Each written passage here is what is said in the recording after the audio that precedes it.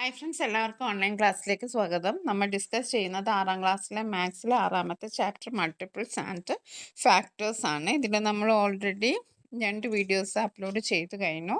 ഒന്ന് page number 85ഉം രണ്ടാമത്തെ video page number 88 and 89. ഇത് പേജ് നമ്പർ 89 തന്നെ വേറൊരു പ്രോബ്ലം ആണ്. അപ്പോൾ നമുക്ക് അത് നോക്കാം.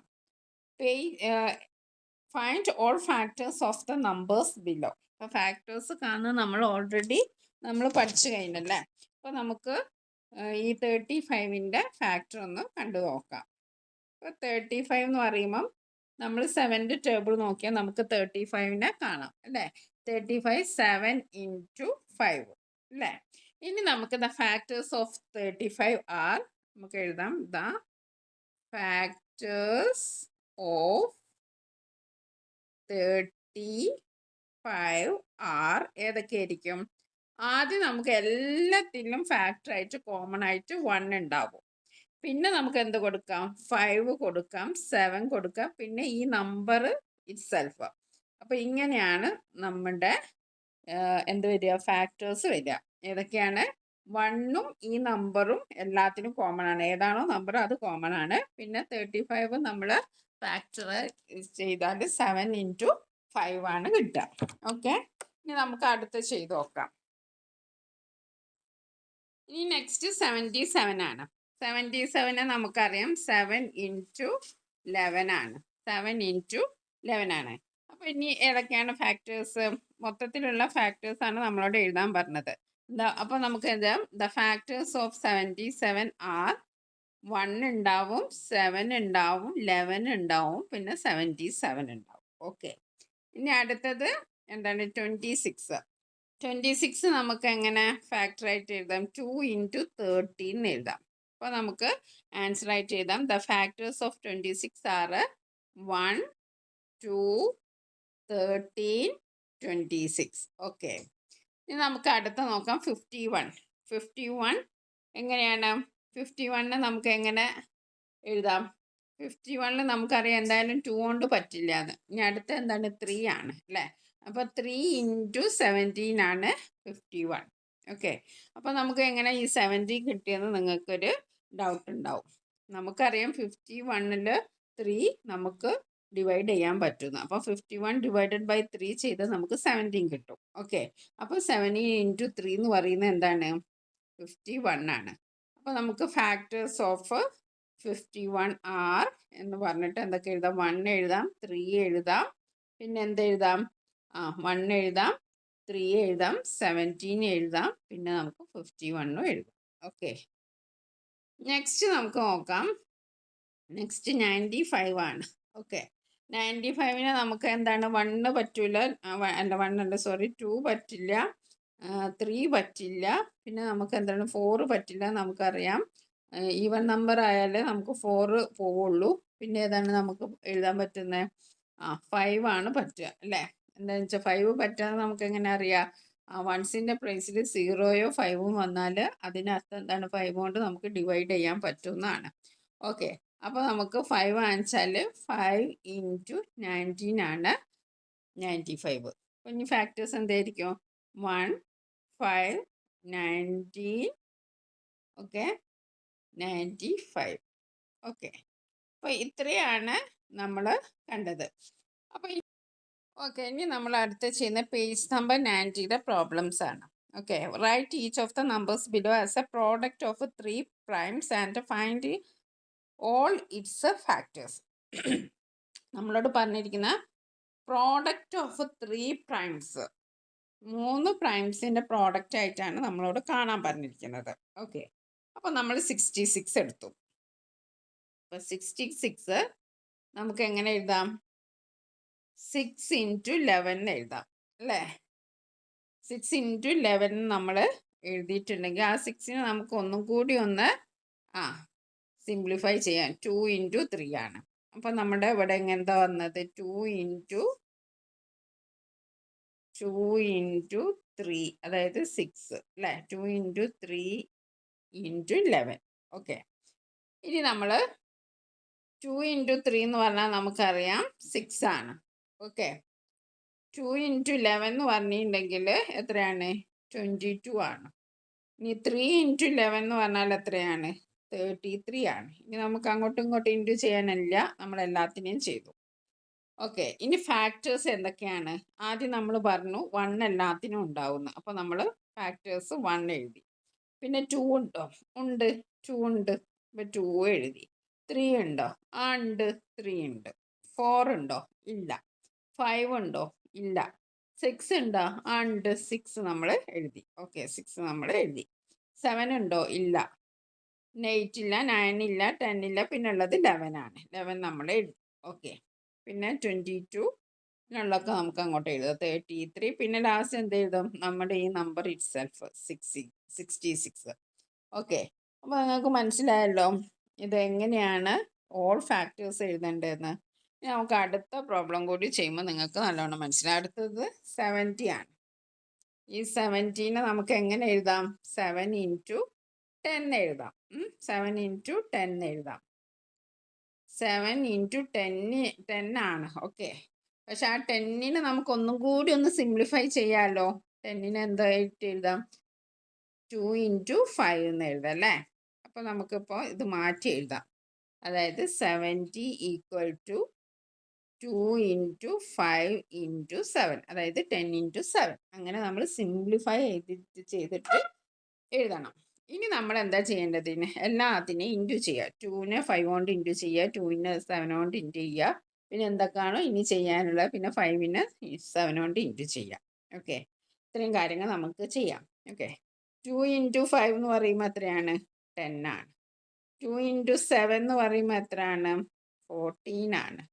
ഓക്കെ, 5 ഇൻറ്റു 7 എന്ന് പറയുമ്പോൾ എത്രയാണ്? 35 ആണ്. ഇനി നമുക്ക് ഫാക്ടേഴ്സ് എഴുതി നോക്കാം.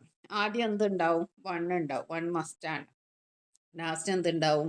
ഈ നമ്പറും ഉണ്ടാവും. 70 മസ്റ്റാണ്. അതിൻ്റെ ഇടയിൽ എന്തൊക്കെ ഉണ്ടാവും?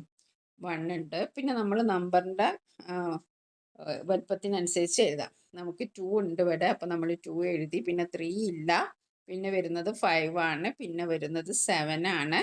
പിന്നെ 10 ആണ്. പിന്നെ 14 ആണ്. പിന്നെ 35 ആണ്. ലാസ്റ്റ് എന്താണ്? 70 ആണ്. ഇങ്ങനെയാണ് നമ്മൾ ചെയ്യേണ്ടത്. ഇനി അടുത്ത് നമുക്ക് നോക്കാം. അടുത്തത് 105 ആണ്. ഓക്കെ, 105. ഓക്കെ, 105നെ നമുക്ക് എന്തെഴുതാം? നമുക്ക് 15 ഇൻറ്റു 7 105 ആണ്. ഓക്കെ, അതൊക്കെ നമ്മൾ ചെയ്ത് നോക്കണം. നമുക്ക് പെട്ടെന്നൊന്നും കിട്ടൂല. 15 ഇൻറ്റു 7. അപ്പോൾ ഈ 15 7 into 5 35, balance 3 1 into 7 plus 105. Okay, അപ്പോൾ നമ്മൾ 15 ഇൻറ്റു 7 എഴുതി. പക്ഷെ നമ്മൾ ഒന്നും കൂടി സിംപ്ലിഫൈ ചെയ്ത് എഴുതണ്ടേ? അപ്പോൾ നമുക്ക് അതൊന്ന് മാറ്റി എഴുതാം. നിങ്ങൾക്ക് മനസ്സിലാവാനാണ് ആദ്യം അങ്ങനെ എഴുതിയത്. 15നെ നമ്മൾ 3 ഇൻറ്റു 5 എന്നാക്കി, പിന്നെ ഒരു 7 ഇട്ടു. ഓക്കെ, ഇനി 3 ഇൻറ്റു 5 ഇൻറ്റു 7 ആണ്. ഇനി ആദ്യം നമുക്ക് 3നെ 5 കൊണ്ട് ഇൻറ്റു ചെയ്യാം, 3നെ 7 കൊണ്ട് ഇൻറ്റു ചെയ്യാം, പിന്നെ 5നെ 7 കൊണ്ട് ഇൻറ്റു ചെയ്യാം. ഓക്കെ ഓക്കെ, അപ്പോൾ നമുക്ക് 3 ഇൻറ്റു 5 എത്രയാണ്? 15. ഓക്കെ, പിന്നെ 3 ഇൻറ്റു 7 എത്രയാണ്? 21. പിന്നെ 5 ഇൻറ്റു 7 എത്രയാണ്? 5 ഇൻറ്റു 7 എത്രയാണ്? 5 ഇൻറ്റു 7 35.